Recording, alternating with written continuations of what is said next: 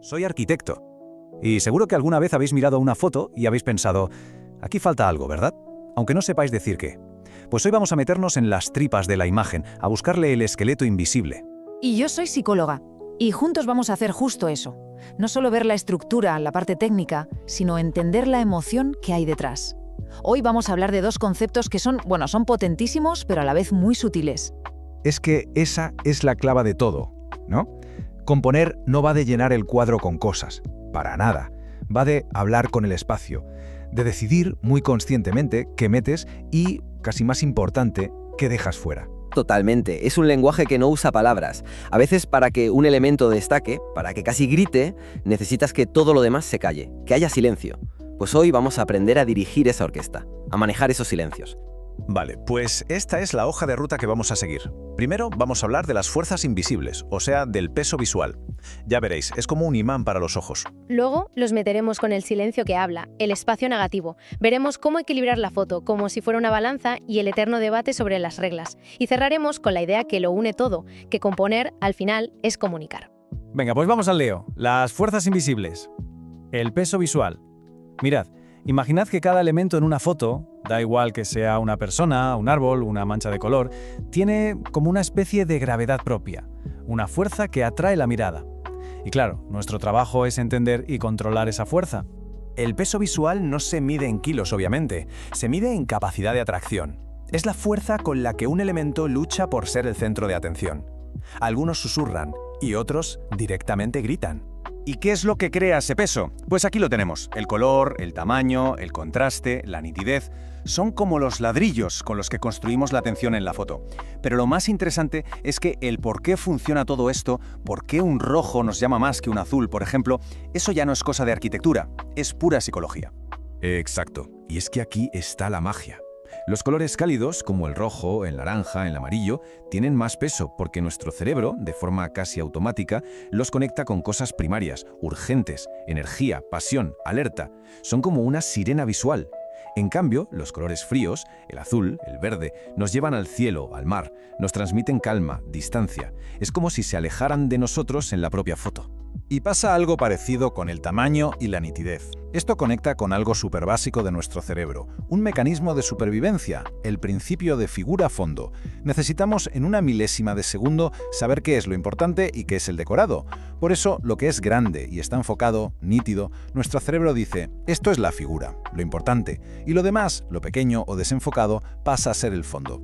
Pero si hablamos de peso pesado, el campeón indiscutible es un rostro humano. Es que es un imán casi imposible de ignorar. Estamos programados genéticamente para buscar caras, para conectar, para leer emociones. Pones una cara en una foto y es como si se activaran todas las alarmas de la atención. Es un ancla emocional potentísima.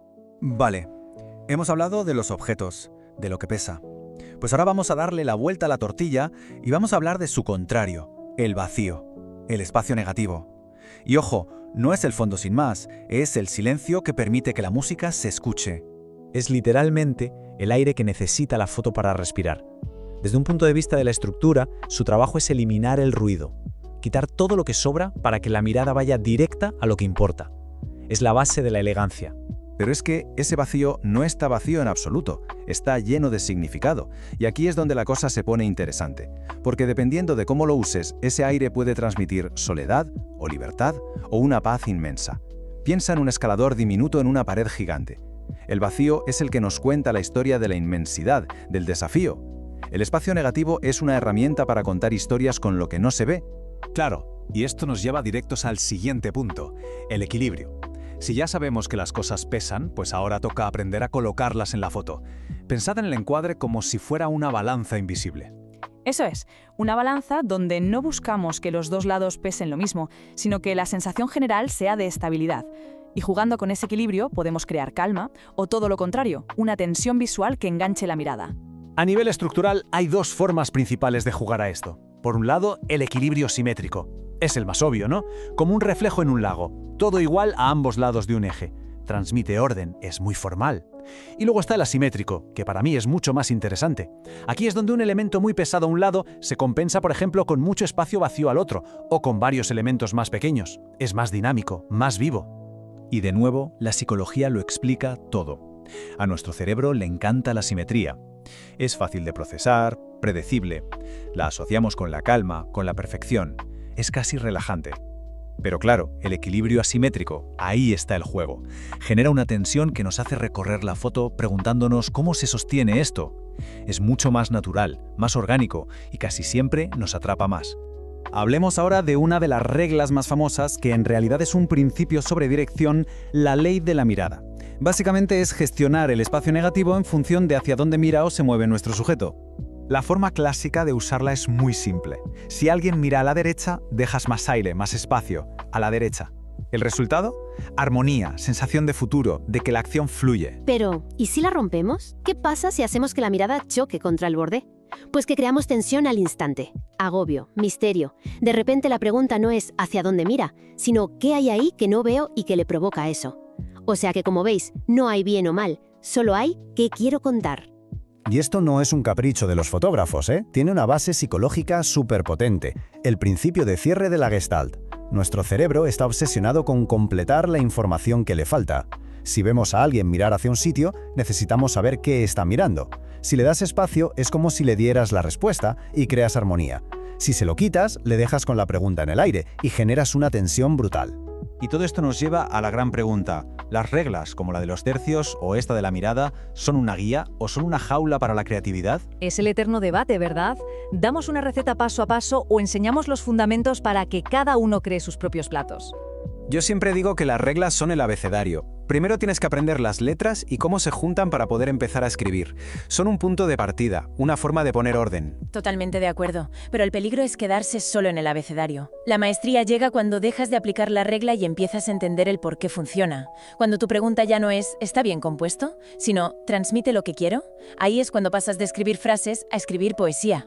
Entonces, el camino para ir más allá sería este.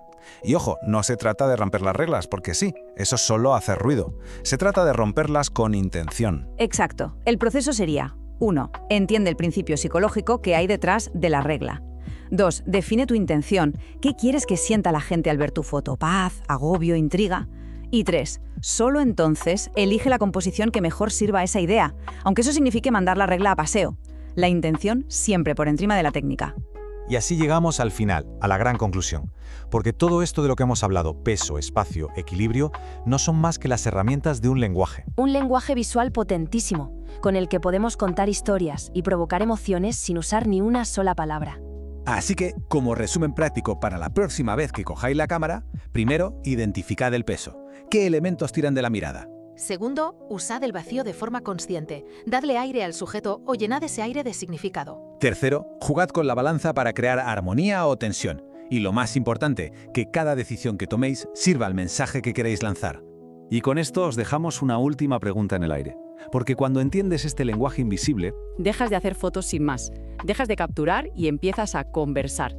Y cada foto se convierte en una conversación visual llena de emoción y de intención. Ahora, la pelota está en vuestro tejado. Gracias por escucharnos. Dale al botón de seguir para que te avise cada vez que abramos el diafragma a un nuevo tema fotográfico.